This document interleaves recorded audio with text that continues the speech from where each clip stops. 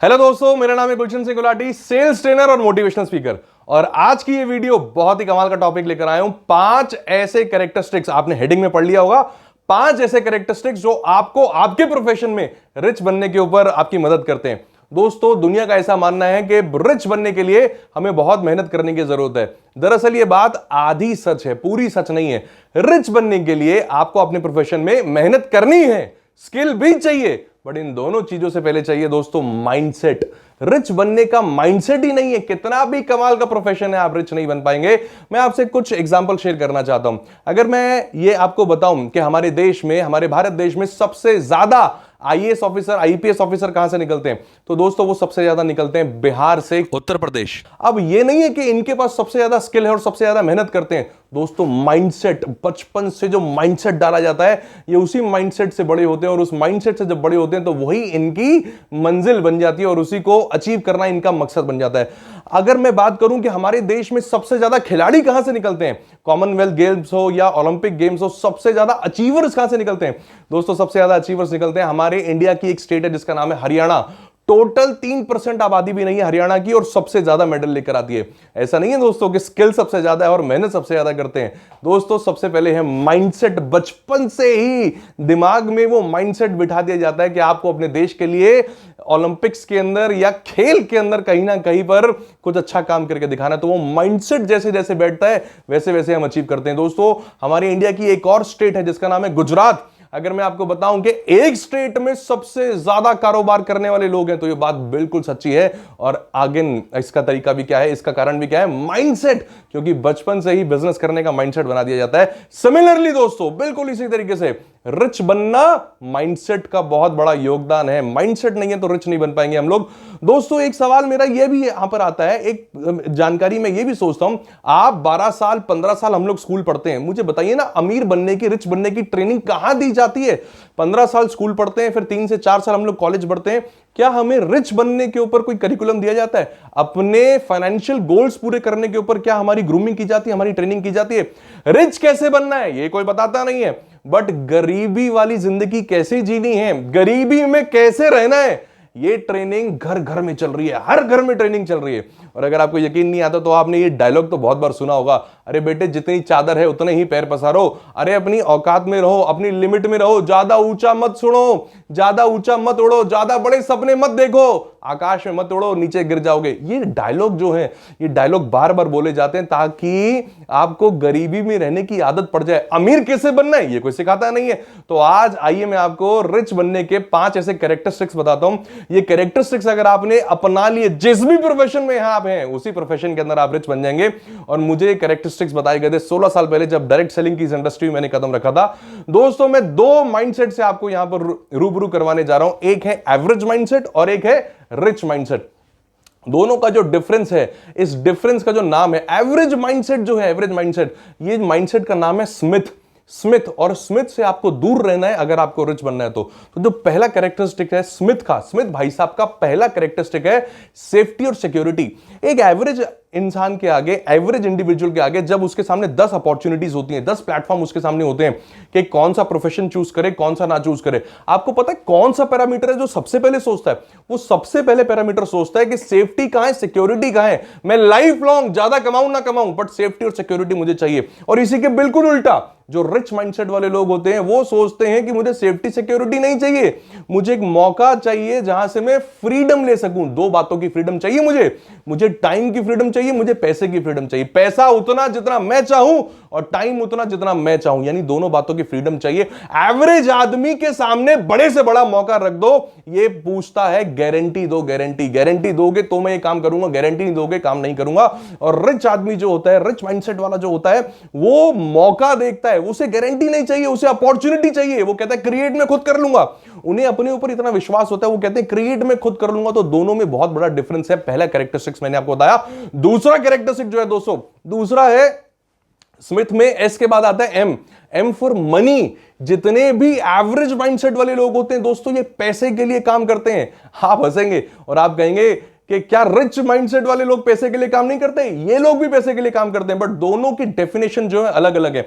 मान लीजिए कि एवरेज माइंडसेट वाला आदमी है, उसके परिवार का खर्चा अगर 50,000 रुपए है, तो वो 50,000 रुपए से ना 1 इंच ज्यादा काम करेगा ना 1 इंच कम काम करेगा, क्योंकि उसे इतने ही पैसे चाहिए। घर चलाने के लिए 50,000 चाहिए, अगर गलती से 10,000 रुपए और आ जाते हैं तो वो बहुत खुश हो जाएगा, पागल हो जाएगा, अरे वाह भाई वाह मजा आ गया।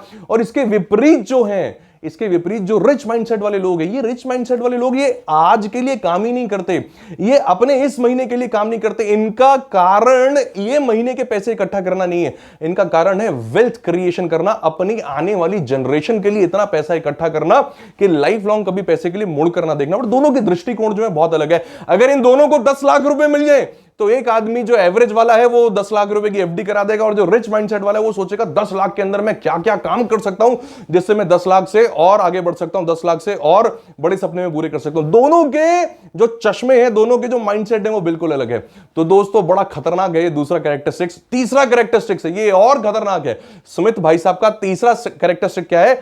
Instant gratification. ये कोई भी काम नहीं करते, काम कितना बड़ा हो, कितना महान काम हो, ये नहीं करेंगे अगर उसके अंदर इंस्टेंट ग्रेटिफिकेशन ही नहीं है।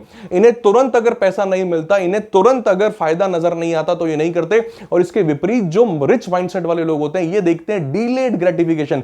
ये कहते हैं काम बड़ा होना चाहिए, भले स्टार्टिंग में पैसा नहीं भी आएगा चलेगा, थोड़ा आएगा तो भी चलेगा, but life long term vision लेकर चलते हैं। लाइफ लॉन्ग इतना पैसा आना चाहिए कि मेरी जनरेशंस बैठकर खाएं, मैं वेल्थ क्रिएशन के ऊपर काम करूं। तो दोनों की जो माइंडसेट है कितने डिफरेंट है। एक को इंस्टेंट चाहिए, एक को डिलेड चाहिए, बट डिलेड वाले को चाहिए बहुत बड़ा पैसा।